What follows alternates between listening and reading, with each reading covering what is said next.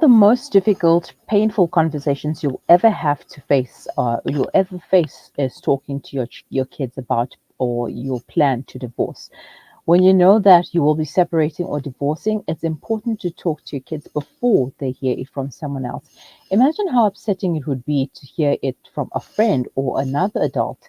Children will probably remember this conversation, what you say, when you say it, and where they hear it. It will be best to work with your spouse to decide how you will inform them. To tell us more is a parenting coach, Ayanda Tetyana. Good morning, Ayanda, and thank you for joining me. Good morning, Mariam, and good morning to all your listeners. Telling your kids about divorce and the changed family circumstances is quite overwhelming. Is there a way to make it less shocking? Sure, you know what, I really don't think there's a way to make it less shocking. But I Hmm. think as parents, we can cushion our children for the experience in that we can make them still feel like they're still the most important thing to us. And we can make sure that they see and they hear that as parents, we still love and respect each other, and that we will put the children as the most important thing so that that continues, so that they always feel that they want it. See, one of the reason why it becomes very traumatic is that, first of all, when the children hear it, is that they have all these fears that come up. They're wondering, is it their fault, what they've done? Do the parents no longer love them? Becomes like, what have I done? Like, what could I have done better? Now we want to remove that completely from our children by being open to them as best as we can get. As a parent with your child, obviously you consider how there is relevance of how much information you can give your child. But listen, the reality is that our children are living in a world where if we try to protect them too much, they are going to go out there, they're going to talk to other children who will then give them information. And then you find your child being in a traumatic situation now because they heard something, they're not sure, they're scared to come and ask you as a parent. And the reality is that as soon as that situation happens, the situation of a divorce, there's going to be changes that happen in the family. You want to be able to also make sure that your children hear this from you so that when these changes are happening, it's not a shocker and all these question marks that are happening. You know that, Mariam, actually, when these things of divorce, separation, and all of this happens, if you notice as a parent, in most instances, our children Hmm. regret in terms of their academia because it affects them so much. But in many instances, if you reflect on how we were raised as the older generation as we are today, you know, Hmm. we, communication was not the same back in the day, how our parents communicated with us. But today it's very important that we are able to say certain things, especially if our children are older, and to be able to make them aware of what's happening in the real world. And also for me, what's really, really important is that part of that is that we model it. So what Hmm. happens as parents is that our role is that we model what happens in real life. Now, as we go through challenges, our children will also one day go through challenges. But if we are able to open up and talk to our children about the challenges that we're going through, talk to our children when we are feeling sad, talk to our children when we're feeling unsure and all of those things, we are giving them names emotions that we're going through. So that they know that actually, let's be honest, being an adult doesn't mean you figure everything out. You know what I mean? Hmm.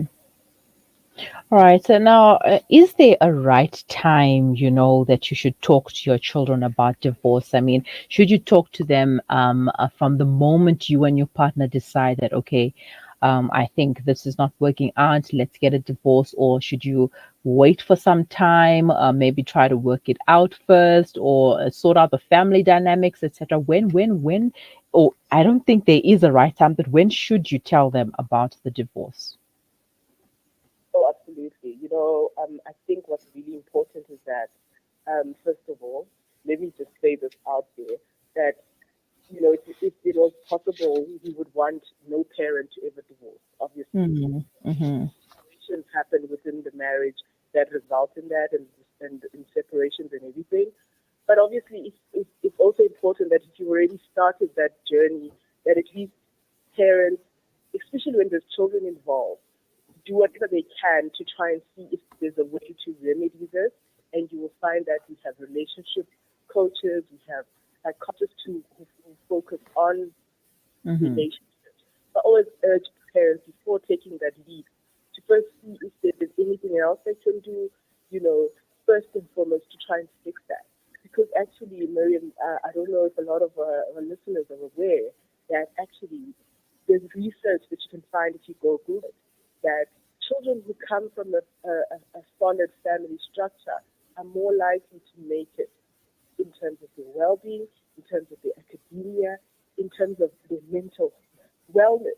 So, and it speaks to a lot of things. It speaks to the fact that in a situation where there's two parents, you are able to share the responsibility of being there Mm-hmm. for. You're able to share the responsibility of the financial resources. You're able to, have the mom visit the mom's family, visit the dad's family. The reality is, in many instances, when we divorce, we usually don't have the kind of civil, mature, continuation for the Mm-hmm. children. It's such a shock to them, which is why, as I mentioned earlier, they do tend to regress, and a lot of this affects them in terms of their schoolwork. So when you do decide that, I'd like to urge parents on behalf of children that you have to have tried everything possible and known that this is not going to work. Then you can say you're giving up. And then when you're at that point also, carry on to say, okay, how can we make sure that after the separation, we're going to make sure that our children's interests are still the most biggest priority. I mean, we know if you go to any family advocate in South Africa, if you go to the maintenance court, we know the biggest issues that our children, our mothers and the children are struggling with in terms of the support financially after divorce, issues of parental alienation. Those are huge issues that we are struggling with in South Africa. And it hurts my heart every time I see such things because we forget about the little children. Hmm. Yeah, I know many of the times the adults forget that there are kids involved, and they make it about themselves. They start having this infighting and blaming each other, pointing fingers here and there, and that's not making the situation any better. It's just aggravating it and making it worse than what it already is. And like you mentioned, if it's affecting the kids' grades, then what more is it going to do to them as they become older? Let's discuss this a little bit more. The reaction to information when we return. We're going to take a quick break. Please stay on the line. There's no smell that takes me back to the comfort of my childhood than the smell of black seed oil being applied by my nanny.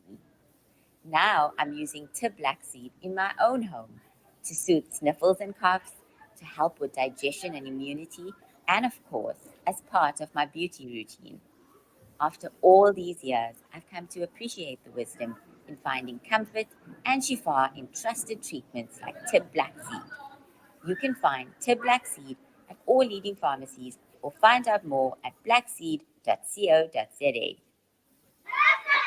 There are an estimate of 153 million orphans worldwide. Change their lives by donating towards our Orphan Kind program. For 750 Rand per month, you can be the reason an orphan smiles. Go on, be Orphan Kind. Visit www.pennyappeal.org.za or call 031 1100 573 to find out how you can help save these children's lives. Penny Appeal. Small change, big difference. Shimmer, sparkle, captivate. Nothing less than a masterpiece. Droplets of gold inspires precious design. Platinum bursts with intricate freshness, and every pure diamond becomes more than just a girl's best friend. Voda Gold Gem Jewelers, where timeless dreams become a reality. Come to us. We tailor-make designer gold, platinum, and diamond jewelry. Trade in or remodel your old gold. Clad yourself with classy name-branded watches. We offer insurance valuation and freezer card calculation. Visit us at 534 Ridge Road, Overport, or call 031 208 9142. Voda Gold Gem Jewelers, manufacturers of fine gold and diamond jewelry. Prices are high, jobs are scarce, and the coldest summers are here.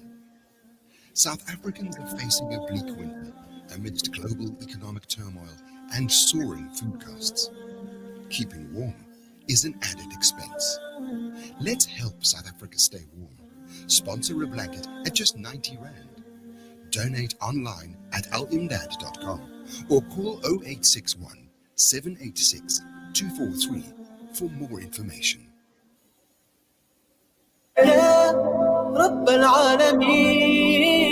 Listen to something fresh. Listen to Salam Media, your humanitarian broadcaster.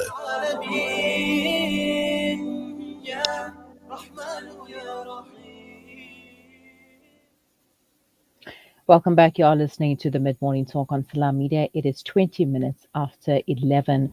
Divorce is not an easy topic to talk to children about, but it's definitely one that you need to talk to them about. Kids receive and react to information differently. And joining me right now is parenting coach Ayanda Tetyana. Ayanda, thank you for staying on the line. Now, what should parents say? What words should they use when talking to children, especially children of different age groups? Because they receive information differently, and obviously it will affect them differently. Yeah, no, definitely. So with children who are really younger, below the ages of 5, 6, you want to maybe just not necessarily go into the details about the divorce say, but you can, for instance, just say that daddy will be living in a different house, or mommy will be living in a different house. You know, and then obviously as they are growing older, then you can be a little more informative in terms of just mentioning that this is what's happening and it's a divorce and how things are going to change in terms of the presence of the mom or the dad or whoever's moving away from the home, you know. And for me, more than anything else, it's so important to keep reassuring our children to say, listen, things might have changed in between our relationship with mom and dad, but you are still the most important thing to us. And in terms of that, mom and dad, hopefully at that point, you guys as a couple who's in the process of divorcing will have gotten assistance. You know, things like parenting plans, very important, because then you have a jotted down agreement in terms of how are you going to navigate your relationship with your child. And you know, back in the days, in the past, many of our parents, decided to stay in the relationship for the sake of the kids, despite them feeling some type of way towards each other. They always just decided to stay, for the sake of the kids.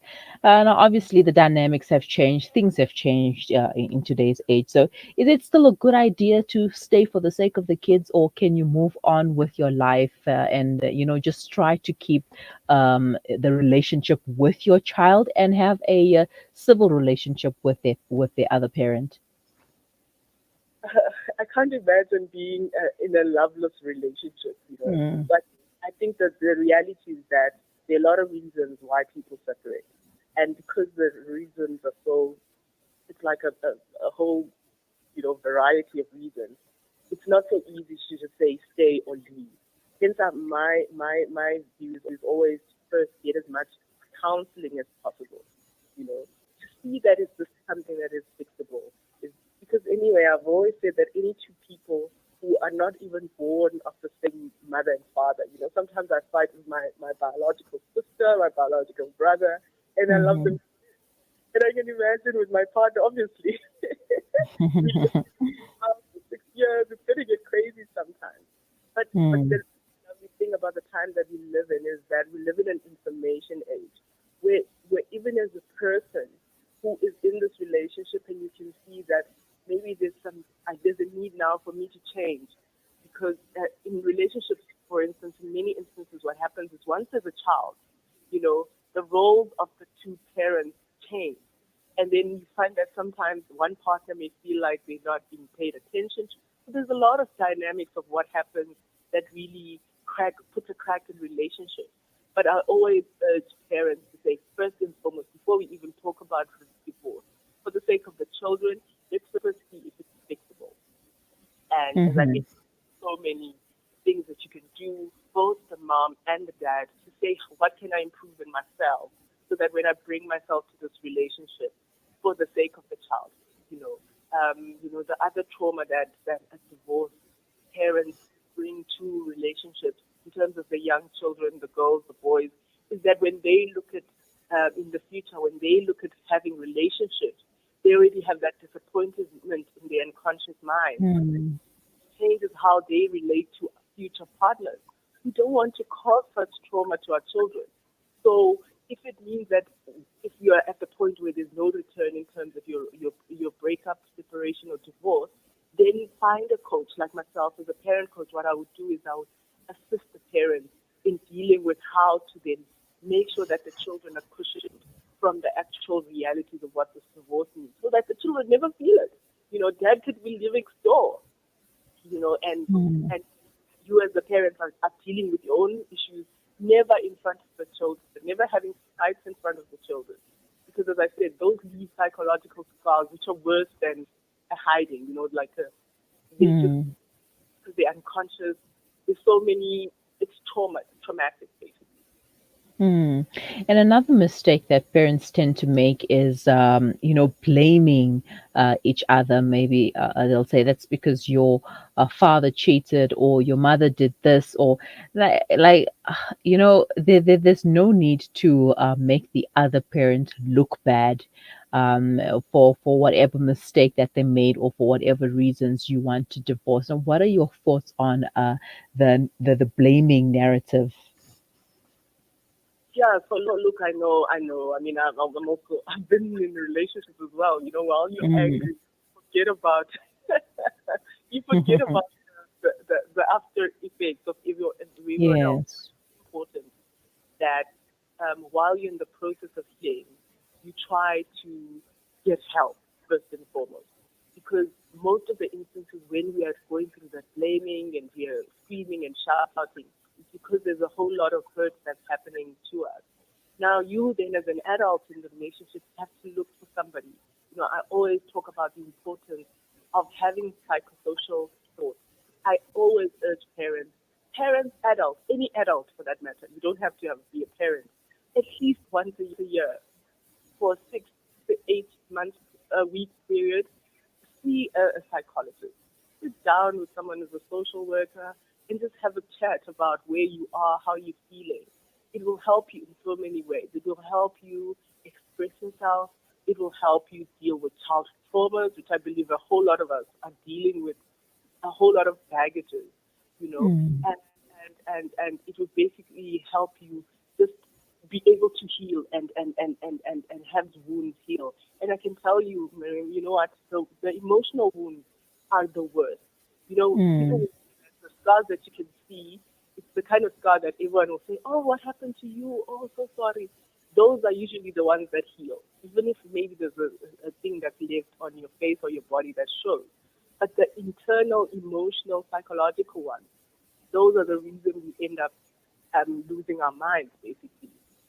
And then also you need Mm. to, and in many instances, I think a lot of South Africans don't realize this, but we actually have access to mental health facilities almost free of charge if you're not able to afford a psychologist, if you do not have medical aid. You just go to your public clinic, ask for a referral letter, and then find out where's the nearest psychologist at your public hospital. And every time I go past there, whenever I'm in hospitals, I'm always amazed at how there's not enough people in these queues trying to get assistance for all these hurt. And I think a lot of us don't realize that this service is actually free in South Africa. So I'd love to Mm. urge if you remember anything from what I've said today, whether you're married, not married, planning to get married, look for someone to sit down with and talk. Not like me and you conversation as friends or Mhm. something, actually professional who will assist you. Because a lot of the issues that I've seen is that even when we get into these marriages in the first place, we are already carrying these baggages, which is what makes this thing not work in the first place. But if we Mm. fix that, then we're going to be better people. Because actually, think about it. Like I had mentioned before, being able to have the resources of the financial in terms of the income from two people, to have that attention coming from two people. If dad is busy today, mom is there to take care of you. If dad can't fetch you from school, mom is picking you up. For the child, it's such a warm feeling to come home to a home where both parents are loving and able to. I think it's so much worth it for us as parents to do whatever it takes to secure the kind of families that the environment that we bring our children into. Hmm. Yeah, and I think one thing that we need to do also as people is to change our mindsets, especially when it comes to going for counseling. People always think that counseling is for people who have problems, and that's not the case. If you need to go for counseling, then you need to go. You can go with your partner. You can take yourself for counseling, and also for the family. There is family counseling as well. So once we remove that mindset that counseling is for people with problems, then perhaps we'll be one step closer to getting the assistance that we require. Because honestly, nobody gets married with the intention of getting divorced, and when it happens, unfortunately, it's something that you have to live with. Um, Unfortunately, Ayanda, that's all the time that we have with you for today. But thank you so much for joining me. And if you'd like to share your contact details, how people can get a hold of you, are you on social media? I'm on social media, and it's Ayanda Tetyana, which is spelled Tetyana, and I do, as I mentioned, parent coaching for parents with all kind of issues and challenges. And I'm only available on WhatsApp at 078 Facebook, Twitter, Instagram, all of it. I'm there. All right. Thank you so much. Have a wonderful day. Thank you, Miriam, and thank you to your listeners. Bye. Bye bye. Divorce and kids, when and how to tell your children about divorce. It's not an easy to talk about, but definitely something that you need to talk about to your children. You need to plan what you will say. You and your partner need to plan what you will say, the words that you're going to use, etc. Talk to your children together. Don't do it yourself and then let your partner talk to them later on. No, it's because this is a decision that you both decided to make together. So why not talk to your children together as well and develop a non-blaming narrative? Avoid the temptation to assist to or to assign blame or say whose fault this is. That's the reason why you're getting a divorce. It's because his fault, her fault, etc. No, don't do that. And tell your kids why this is happening and assure them that it is not their fault. And you need to prepare for the challenges that are coming, that are going to come with the divorce. And yeah, it's not an easy time, but definitely something that will require a counseling. So if you can go for counseling, take your children for counseling, etc., then please do. And as Ayanda mentioned, there is free counseling in public hospitals and clinics. Just go there and ask for referral letters, and they will send you to the right channels and where you can get free counseling. So don't think that there's nothing for mahala. Even counseling is mahala, just like some of the clinic services that you go for. That is free as well. You are listening to the Bit Morning Talk on Salam Media with me, Mari Mokwanda. We will be right back after the break.